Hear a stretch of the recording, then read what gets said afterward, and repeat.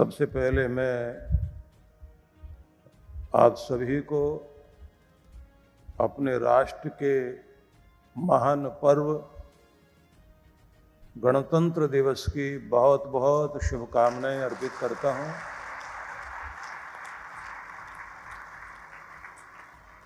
इस गणतंत्र दिवस पर हमारा संविधान, हमारा कानून लागू हुआ था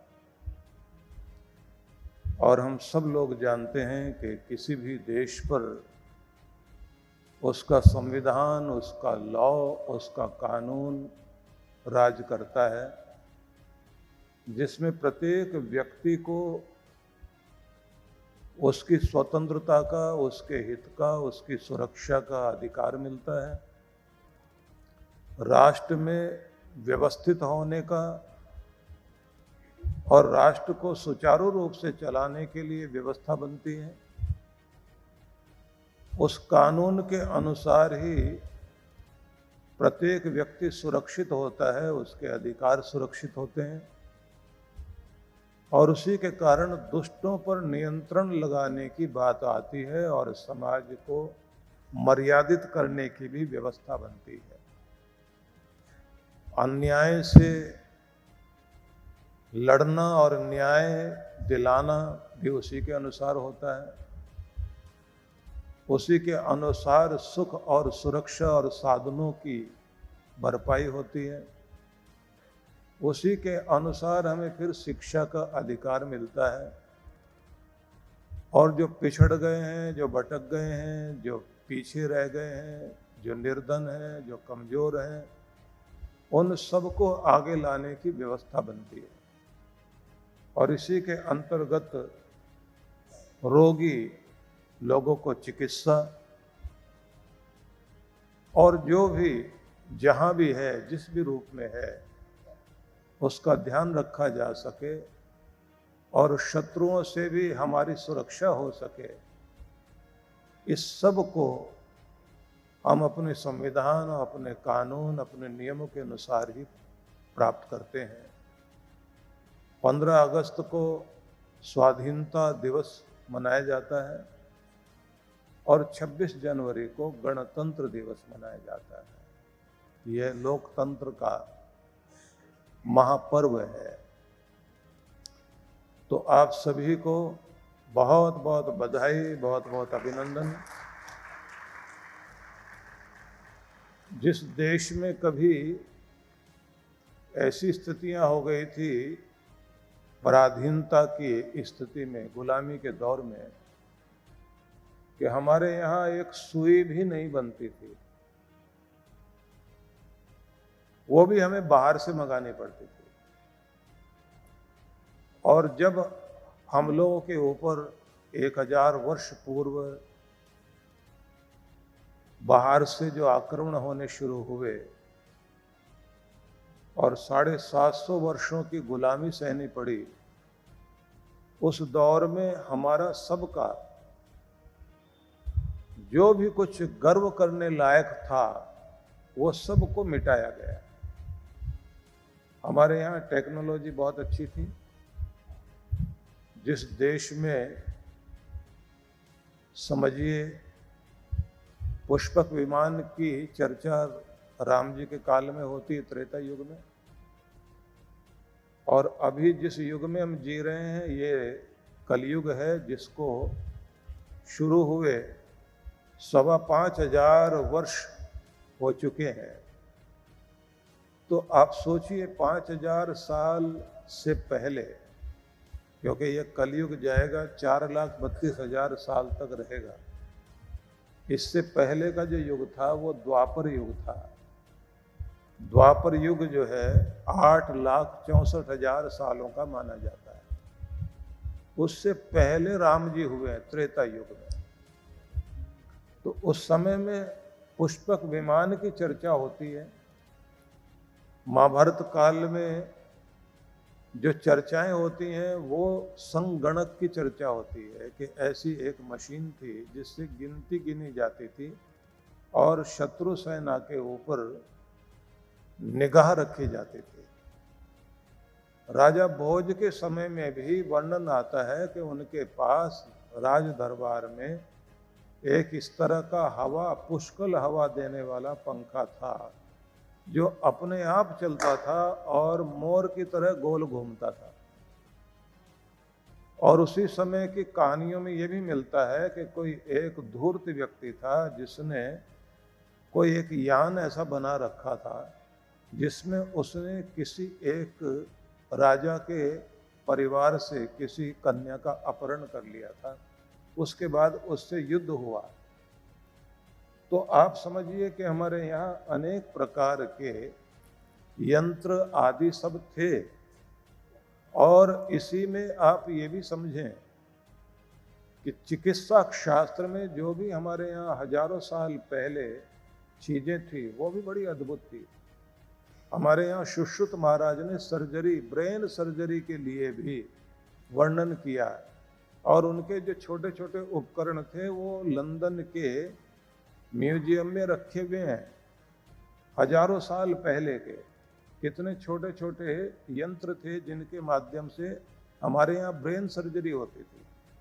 और ये भी बताया जाता था कि किसी व्यक्ति के चेहरे पर अगर कोई कट लग जाए तो उसको ठीक करने के लिए, रिपेयरिंग करने के लिए किस तरह से शरीर के अंदर से कहाँ से कौन सा मांस लेकर कहाँ लगाना है, फिर वहाँ की त्वचा लेकर, जो आजकल प्लास्टिक सर्जरी की बात की जाती है, तो जिसमें ये कहा जाता है कि जंघा का मांस लेके आप यहाँ लगा सकते हैं, यहाँ का लेकर के आप यहाँ लगा सकते हैं।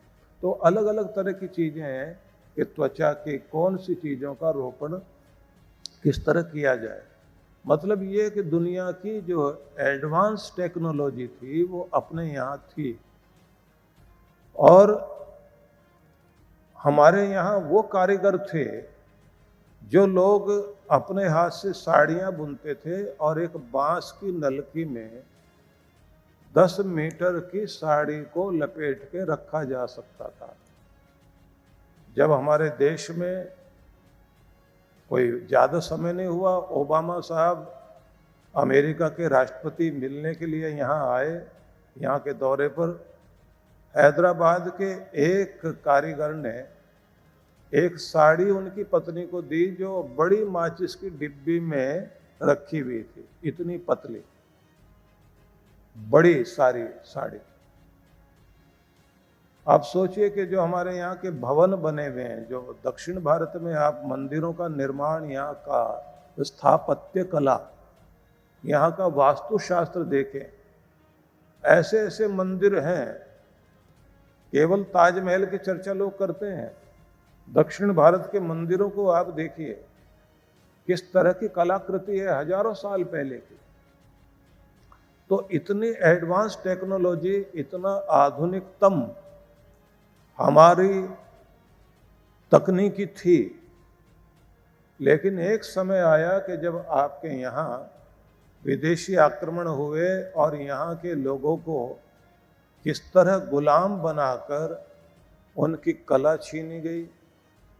और उससे भी आगे जाकर जो अंग्रेजों ने किया, 150 साल भारत पर राज किया उन्होंने, 150 वर्षों में उन्होंने जो कुछ किया वो भी बहुत दुखद था। क्योंकि उन्होंने एक ही ऑर्डर देकर भारत में जो 3 लाख से भी अधिक गुरुकुल चलते थे, यहाँ के शिक्षा केंद्र थे, एक ही ऑर्डर से सब बंद करा दिया। उन्होंने कहा तुम्हारी एजुकेशन नहीं चलेगी, हम जो पढ़ाएंगे वो तुम पढ़ोगे। उसके बाद कलकत्ता में उन्होंने स्कूल खोला, फिर उन्होंने मुंबई में खोला, और फिर ये कॉन्वेंट कल्चर भारत में आए, जिसमें यहाँ के बच्चों को केवल ऑफिस में नौकर बनाकर, क्लर्क बनाकर रखा जा सके। हायर एजुकेशन के लिए इंग्लैंड जाना होता था। उसके बाद यहाँ का रॉ मटेरियल वे लोग वहाँ भेजते थे, वहाँ से प्रोसेसिंग होने के बाद वही माल सैकड़ों गुना अधिक रेट में भारत में बिकता था। यहाँ के लोग बेचारे मजबूर थे, यहाँ का सारा धन बाहर जा रहा था। और बाहर से वे लोग किस तरह से आपका शोषण कर रहे थे। आप भारत के लोगों के पास सुई तक यहाँ नहीं बनती थी, आती थी सब चीजें बाहर से, made in Germany, made in England, यही सब चीजें होती थी। और अब आपका देश चंद्रमा में पहुंचा है, मंगल में हमारा यान पहुंचा है, अब आदित्ययान सूरज तक हमारा पहुंच गया है, अब भारत वहां तक पहुंचा है। अब भारत पूरे विश्व को लीड करता है, नेतृत्व देता है।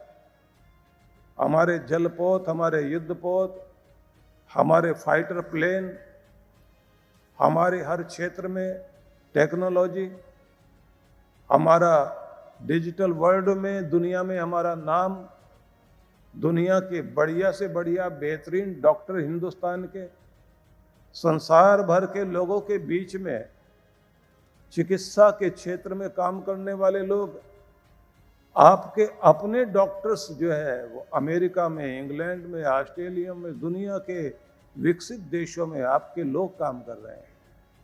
तो इससे आप ये अनुमान लगा सकते हैं कि हम लोगों को जिस तरह से कर दिया गया था, भारत को फिर से उठने का मौका मिला और हम लोग आज जहां पहुंच गए हैं, तो आज हम गर्व कर सकते हैं कि भारत आज दुनिया में हिमालय की तरह ऊंचा हो रहा है और संसार हमारी तरफ देख रहा है। वो समय था जब हमारे वेदों की विद्या, तकनीकी विद्या यहां से बाहर गई, जर्मन लोगों ने अपनाई, जर्मनी से उन लोगों ने इंग्लैंड में रख ली, फिर इंग्लैंड का पतन हुआ तो अमेरिका में वही चीजें चली गई, और अब दुनिया का दादागिरी करने वाला देश अमेरिका दिखाई देता है, क्योंकि आपकी प्रथम कोटि की प्रतिभा भी उन लोगों ने अपने पास पैसे देकर, लालच देकर हमारे पढ़े लिखे बच्चे वहां चले जाते हैं। तो कुल मिलाकर अगर हम कहें तो आज का दिन सिर उठाकर अपने देश पर गर्व करने का दिन है।